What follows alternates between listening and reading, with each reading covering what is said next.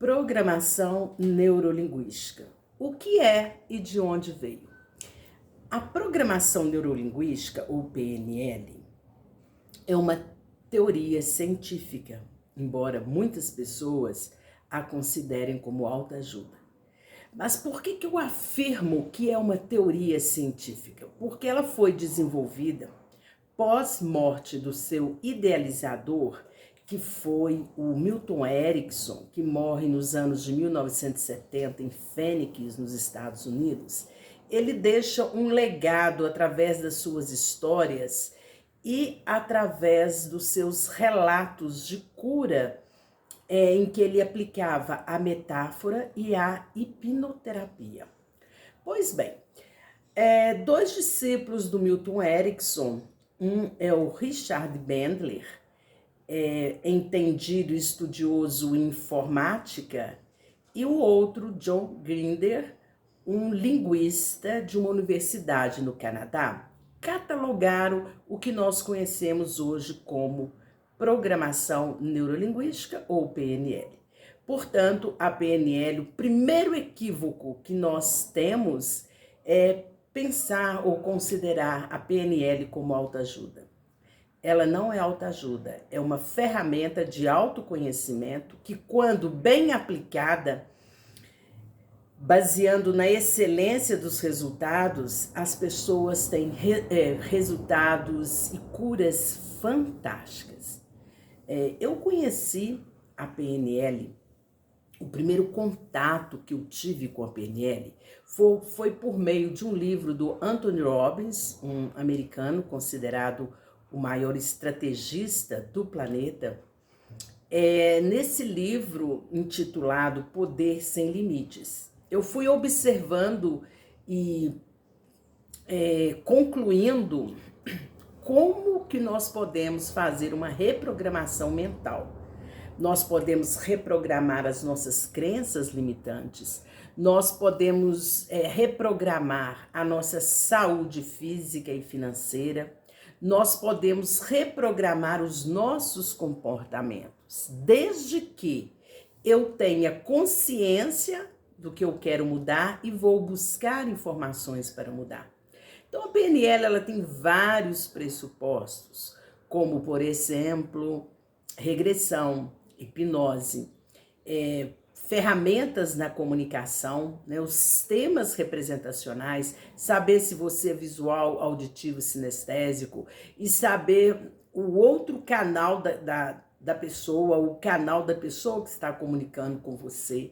Como que você pode fazer um bom rapport para melhorar a sua comunicação e ter resultados realmente eficazes na sua vida.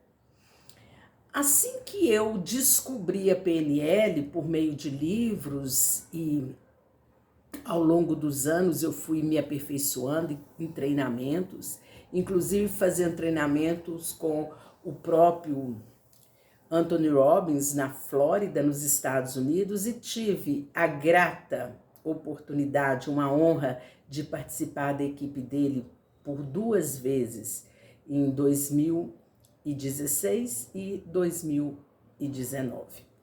Pois bem, o que o Tony faz que traz um impacto para as pessoas?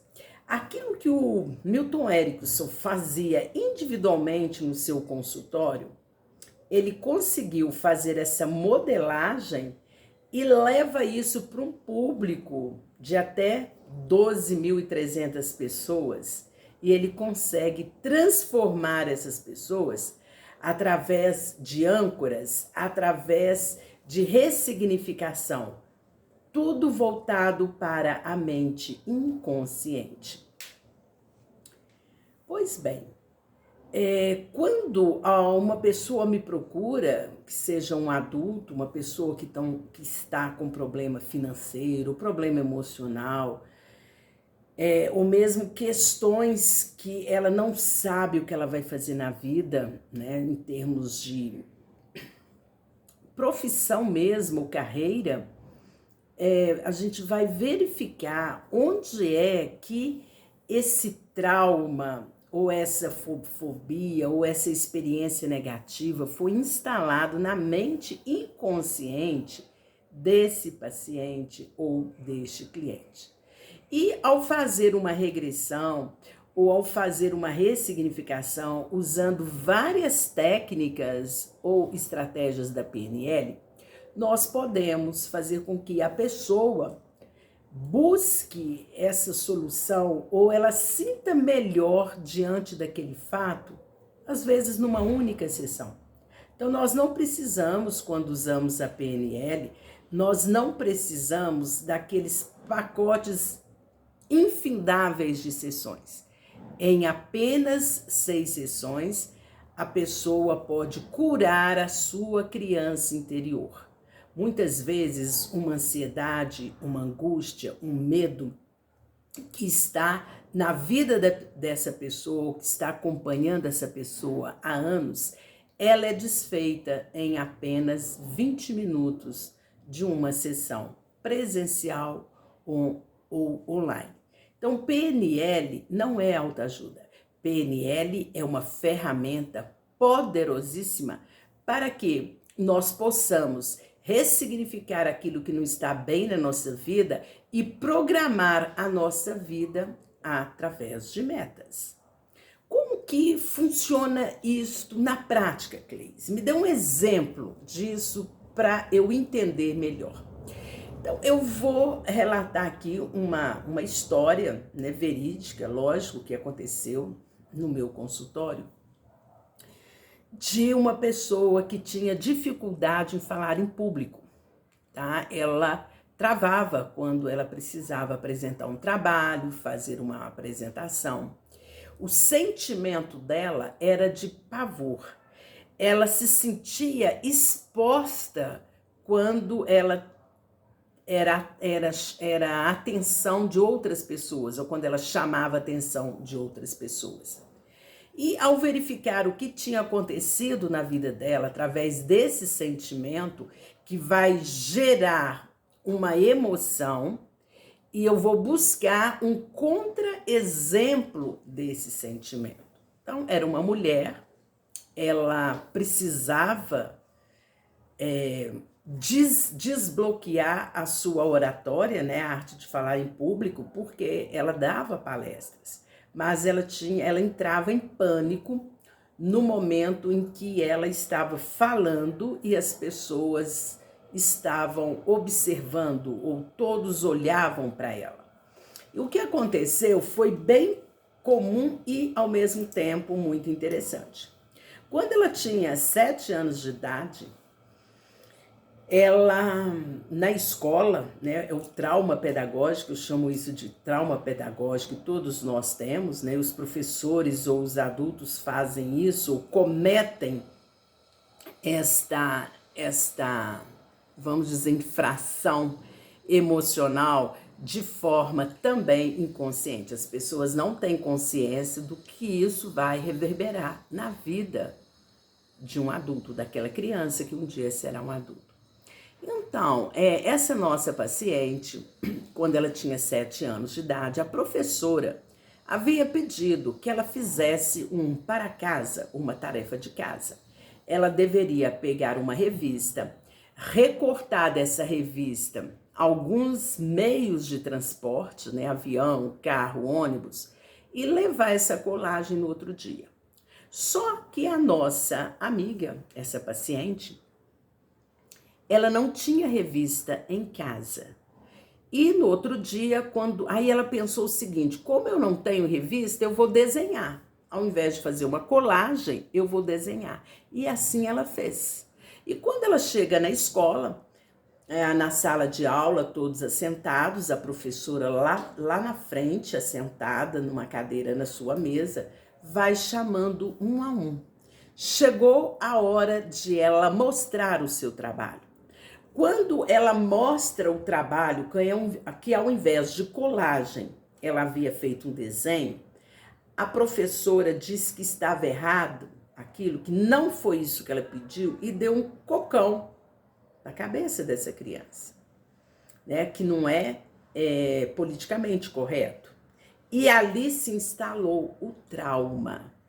Então, quando nós analisamos esse comportamento do adulto E a ação que isso vai reverberar na criança é completamente compreensível.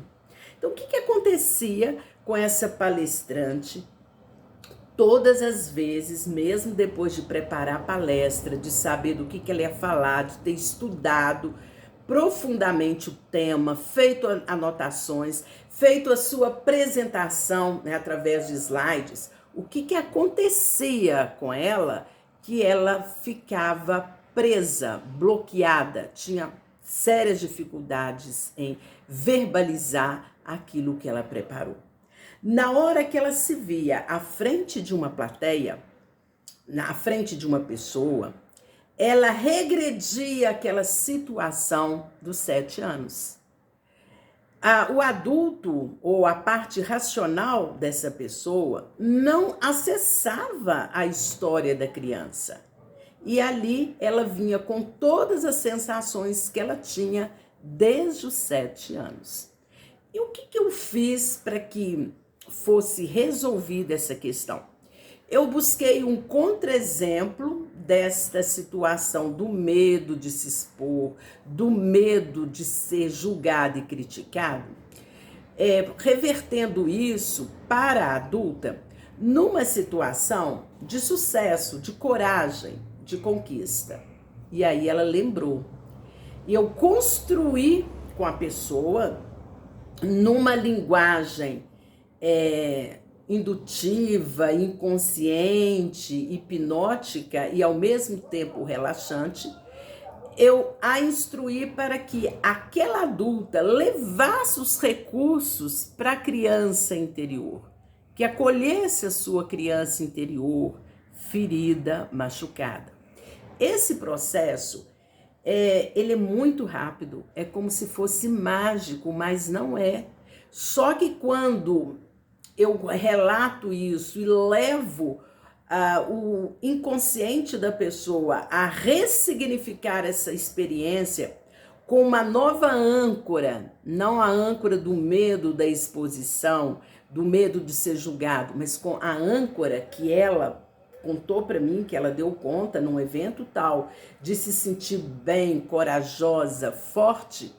Aí, o que a mente inconsciente faz? Ela simplesmente substitui a experiência negativa pela experiência positiva. Usa uma outra técnica chamada de reimprint, porque aí nós vamos fazer com que a mente desse adulto possa ressignificar e reprogramar a experiência negativa. Simples assim. A partir desse ponto, essa pessoa nunca mais teve problemas com a oratória, com a arte de falar em público. PNL, ferramenta de autoconhecimento, bem utilizada, proporciona resultados fantásticos, rápidos e eficazes.